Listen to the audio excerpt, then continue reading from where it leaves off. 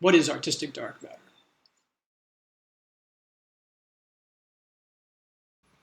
Astrophysicists describe dark matter and dark energy as a non-reflective cosmic presence. Its gravitational mass stabilizes the 5% of the universe that is visible to us, including our planet and solar system. Likewise, artistic dark matter is that vast surplus archive of aggregated essential cultural labor generated by the majority of creative producers, including amateurs, who are structurally underdeveloped, and yet who stabilize and maintain the art world's symbolic and financial economy by actively reproducing its exclusionary hierarchies.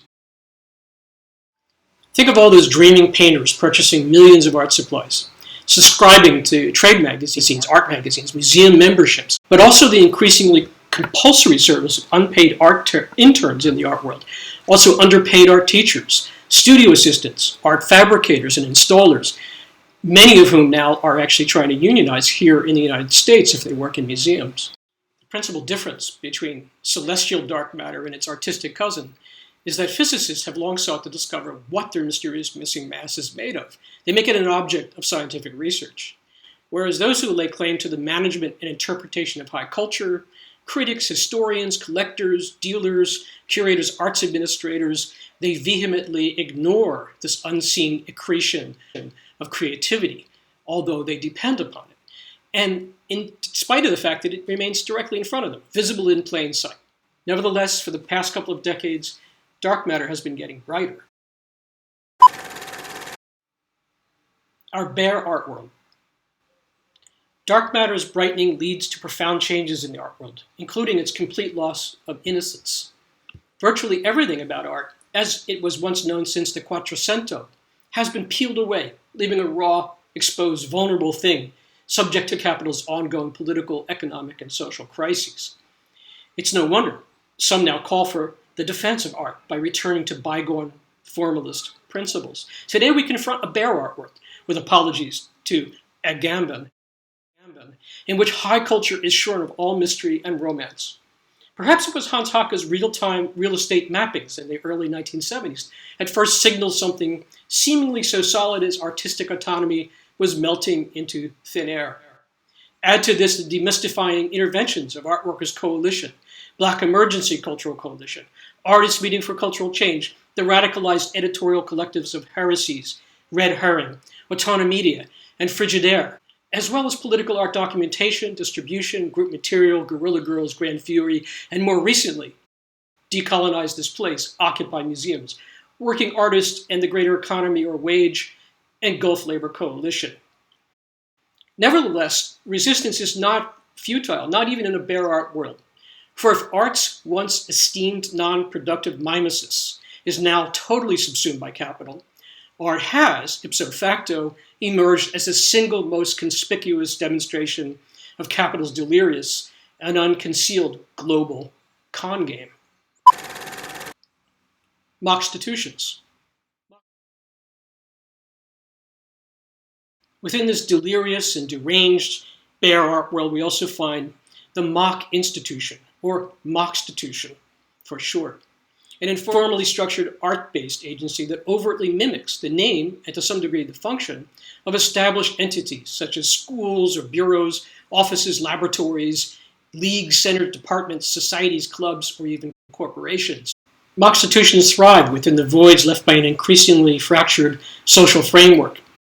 Inserting themselves into these deterritorialized spaces, mock institutions typically sport their own mock logos, forged mission statements, fake websites. They're not aimed at niche marketing or product loyalty, but rather at gaining surreptitious entry into media visibility itself. This giddy confusion also raises this question. Does a simulated institution function as well as, or perhaps even better than, the one that it imitates? And yet at times, this new social interventionist culture reveals a curious similarity to the anarcho-entrepreneurial spirit of neoliberalism, including a highly plastic sense of collective identity and a romantic distrust of governmental administrative structures. The unpresent. The late theorist Mark Fisher proposed the term capitalist realism for our post-socialist world in which capitalism is posited as the only possible reality. All alternatives appear to have either failed or are now incorporated into the system's spectacularized hegemony as commodified lifestyle choices. Think of the 60s counterculture. Punk, goth, hip-hop, and even Black Lives Matter is becoming an increasingly marketized brand. Following Fisher, therefore, capital sovereignty also includes the subsumption of contemporary art practices, no matter how dissident or subversive they seem to be. Major museums underpay and treat their staff like shit, all the while exhibiting political art as a cultural genre.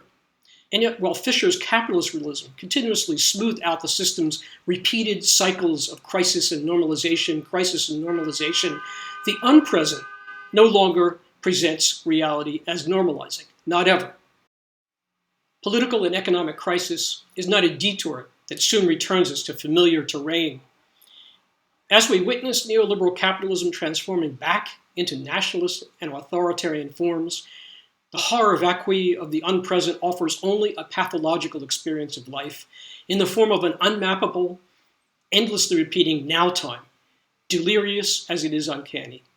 All of this is amplified by the COVID lockdown, and here we now float, aimlessly, in a cosmic ocean as vast as it is indifferent. Until it wasn't. Monumenticide.